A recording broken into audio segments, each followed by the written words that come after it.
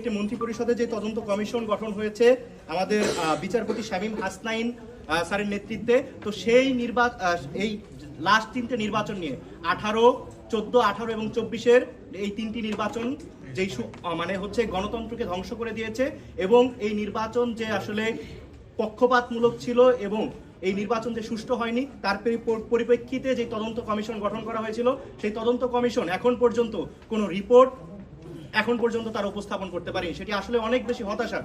So আমরা দাবি জানাবো যাতে করে এই তদন্ত কমিশনের রিপোর্টটাও যাতে করে নির্বাচন কমিশনে প্রেরণ করা হয়, যাতে করে আমরা যে দাবিটা জানিয়েছি সেই দাবিটা বাস্তবায়নে নির্বাচন কমিশন অনেক বেশি তারা যাতে করে এই সিদ্ধান্তটা মেনে নিতে বা এই দাবিটা বাস্তবায়ন করে তারা যাতে করে তাদের কোনো লিগেল ব্যারিয়ার পোহাতে না হয়।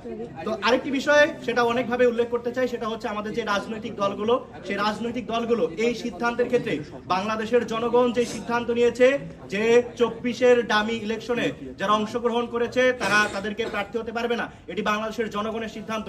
বাংলাদেশের জনগণ যেটা চায় সেটা হচ্ছে যাতে করে ফ্যাসিবাদের দোসররা কোনোভাবেই বাংলাদেশের নির্বাচনে আসন্ন যে গণতান্ত্রিক উত্তরণের বাংলাদেশে যাচ্ছে বা গণতান্ত্রিক যাত্রার বাংলাদেশ শুরু হতে যাচ্ছে, সেই জায়গাতে যাতে করে এই ডামি প্রার্থীরা যারা গণহত্যায় যারা জড়িত ছিল এবং গণহত্যার যারা বৈধতা উৎপাদন করেছে তারা যাতে করে প্রার্থী হতে না পারে। কিন্তু এই জায়গায় আমরা রাজনৈতিক দলগুলোকে দেখছি তারা অনেক বেশি কম্প্রোমাইজড হয়ে গেছে। তারা বিভিন্ন দেশি বিদেশি গোয়েন্দা সংস্থার ক্লিয়ারেন্স নিয়ে ক্ষমতায় আসার জন্য তারা উন্মাদ হয়ে গেছে। তো রাজনৈতিক দলগুলোর প্রতি আমাদের উদাত্ত আহ্বান থাকবে যাতে করে আপনারা দেশি বিদেশি গোয়েন্দা সংস্থার ক্লিয়ারেন্স নিয়ে ক্ষমতায় আসতে চান না, আপনারা জনগণের ক্লিয়ারেন্স নিয়ে ক্ষমতায় আসার জন্য তৈরি থাকেন। কেননা আপনারা যদি এই জায়গাটাতে কম্প্রোমাইজড হন, জনগণ কিন্তু আপনাদেরকে ভোটের মাধ্যমে কিন্তু আপনাদেরকে জবাব দিতে প্রস্তুত রয়েছে। তো এই পর্যায়ে আমাদের সামনে বক্তব্য রাখবেন বৈষম্য বিরোধী ছাত্র আন্দোলনের নির্বাচিত বিপ্লবী সভাপতি রিফাত রশিদ।